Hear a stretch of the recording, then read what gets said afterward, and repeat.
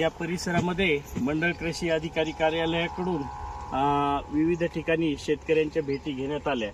याच्यामध्ये एवढ्याच झालेल्या अतिवृष्टीमुळे आणि मागच्या बऱ्याच काही दिवसापासून इथे पांढऱ्या माशीचा तसेच गर्डल बिटलचा किंवा येलो मोझॅइकचा बऱ्याच ठिकाणी एक अल्पशा प्रमाणात सध्या प्रादुर्भाव कुठे कुठे दिसून येतोय।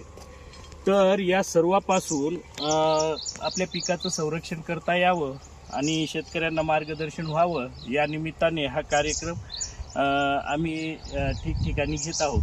तर आता या पांढऱ्या माशीच्या संदर्भात किंवा येलो मोझॅइकच्या संदर्भात याचा प्रसार कसा होतो, काय होतो या संदर्भात आता नाईक साहेब आपल्याला थोडं मार्गदर्शन करतील। नाईक साहेब नमस्कार शेतकरी बांधवांनो, आज आपण फुलवळ येथे धोंडीबा बगनाळे यांच्या शेतावर सोयाबीन पिकाची पाहणी केली असता सोयाबीन पिकावर येलो मोझॅइकचा प्रादुर्भाव झालेला थोड्याफार प्रमाणावर दिसून आला। इतर शेतकऱ्यांना याबाबत माहिती देण्यात आली। हे माझ्या हातात जे झाड आहे ते येलो मोझॅइकग्रस्त सोयाबीनचं झाड आहे। तर मुळामध्ये याचा प्रसार जो आहे बियाण्यामार्फत होतो।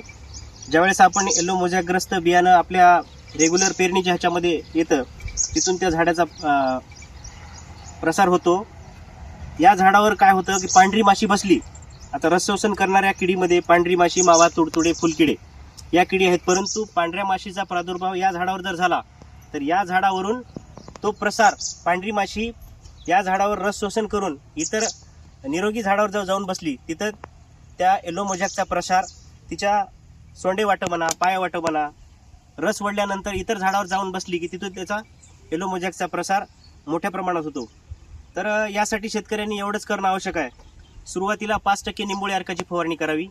त्याच्यानंतर प्रादुर्भाव जर वाढत असेल, थोड्याफार प्रमाणात असेल तर प्रादुर्भावग्रस्त झाडं जी आहेत ती उपटून मातीमध्ये गाडून द्यावीत किंवा नाल्याच्या काठाला फेकून द्यावीत। आणि प्रादुर्भाव जर वाढत असेल तर मुळामध्ये शेतकरी काय करतात की सोयाबीनवर फवारणी करत असताना आळीच्या व्यवस्थापनासाठी चक्रीभुंगा, खोडबाशी, पाणी खाणाऱ्या आळी या आळीच्या व्यवस्थापनासाठीची कीटकनाशकं वापरतात। परंतु कापसावर जे मावा, तुडतुडे, पांढरी माशी येते ही रस शोषण करणाऱ्या किडी येतात, त्या किडीच्या व्यवस्थापनासाठीची कीटकनाशकं शेतकरी वापरत नाहीत। यासाठी आपण आलिका, सोलोमन, आलिकामध्ये थायोमिथाक्झाम आणि लॅम्बडासायलोथ्रिन यासारखी घटक आहेत। 10 मिली प्रति 15 लिटर पाण्यामध्ये मिसळून आपण याची फवारणी करू शकतो। तसेच आशाटाप आहे, आशिटामाप्राइड आहे।